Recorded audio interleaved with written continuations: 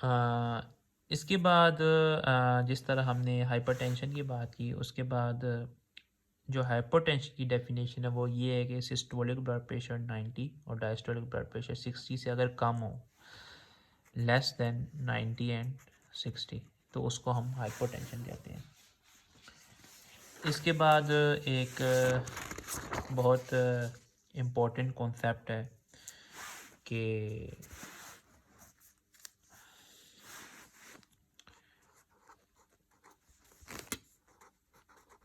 Blood pressure जो है ये कॉन्टिन्यूस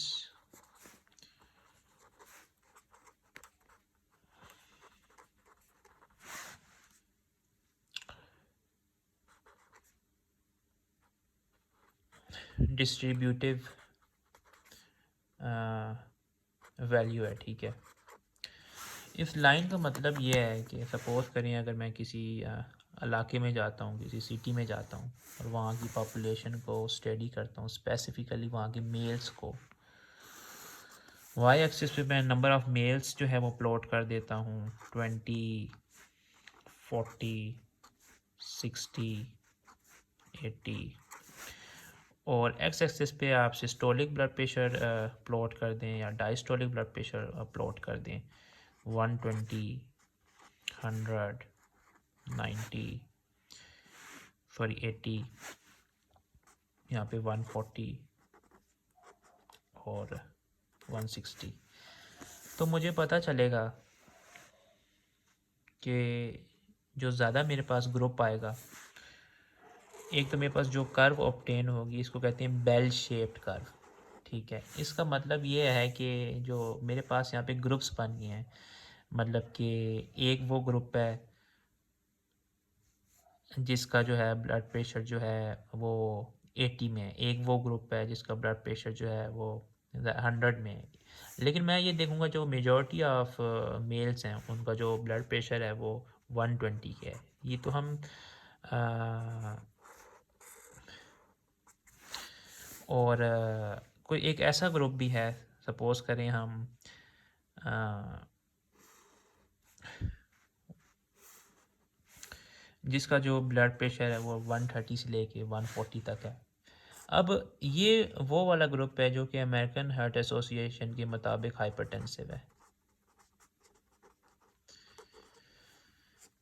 ठीक है, क्योंकि इनका ब्लड प्रेशर 130 से ज़्यादा है, जैसे कि हमने पहले देखा। यहाँ पे एक इम्पॉर्टेंट बात रखना ज़रूरी है, जैसे कि बताया मैंने कि हाइपरटेंशन जो है वो एंड ऑर्गन डैमेज करती है, ब्रेन को अफेक्ट करती है, कार्डियोवास्कुलर डिजीज़ करती है, हार्ट और वेजल्स को जो है अफेक्ट करती है। लेकिन मुझे इस ग्रुप में कुछ मेल्स ऐसे मिलेंगे जिनका ब्लड प्रेशर ज़्यादा है, 130 से ज़्यादा है, लेकिन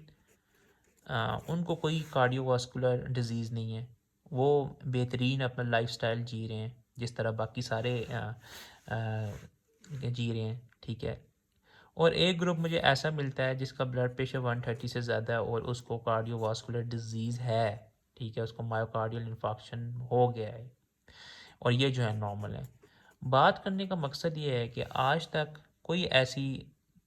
हमें कट ऑफ वैल्यू नहीं दी गई कि हम बोल सकें कि हाँ फलाने ग्रुप में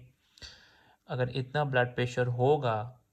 तो उसको कार्डियोवास्कुलर डिजीज़ हो जाएगी। वजह वजह ये है कि ब्लड जो ये हाइपरटेंशन है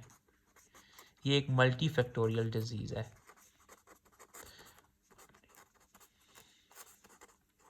मल्टी फैक्टोरियल डिजीज़ का मतलब ये है कि इसमें जेनेटिक फैक्टर्स भी इन्वॉल्व हैं और इन्वायरमेंटल फैक्टर्स भी इन्वॉल्व हैं in causing high blood pressure. Sir ये जो ग्रुप है जो हम कह रहे हैं कि 113 का ब्लड प्रेशर है और इनको कोई कार्डियोवास्कुलर डिजीज़ नहीं है, हो सकता है इनका जेनेटिक मेकअप इस तरह का हो कि इन्हें इतना ब्लड प्रेशर चाहिए हो इन ऑर्डर कि उनकी बॉडी सही फंक्शंस कर सके।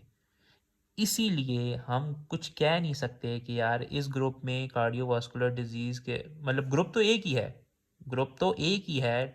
130 और 140 में, लेकिन हम श्योर नहीं हैं कि इसमें कार्डियोवास्कुलर डिजीज़ हो सकती है या इसमें कार्डियोवास्कुलर डिजीज़ नहीं हो सकती।